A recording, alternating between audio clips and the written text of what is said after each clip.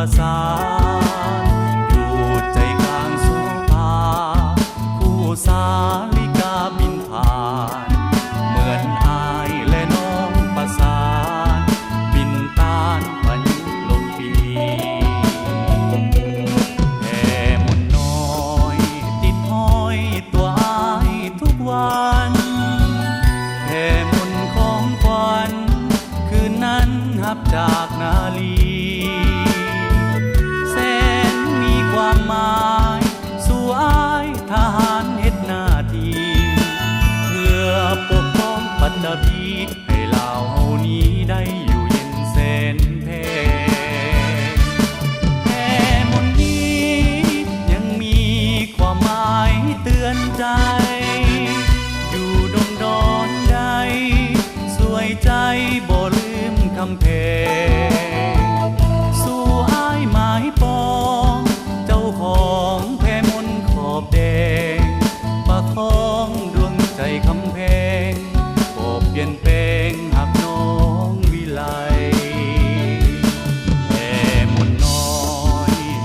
คอยติดพันใจสายติดพันบ่หายบ่วายในห้องหัวใจบ่นานดอกนา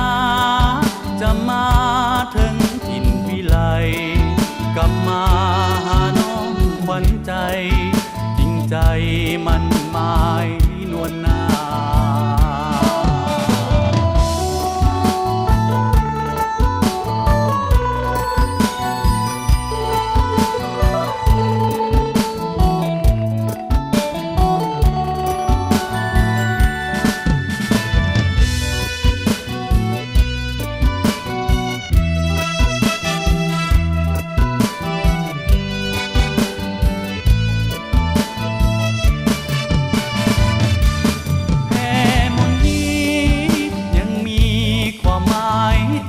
ใจ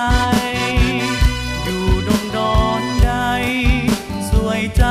บ่ลืมคำแพงสู่อายหมายปอ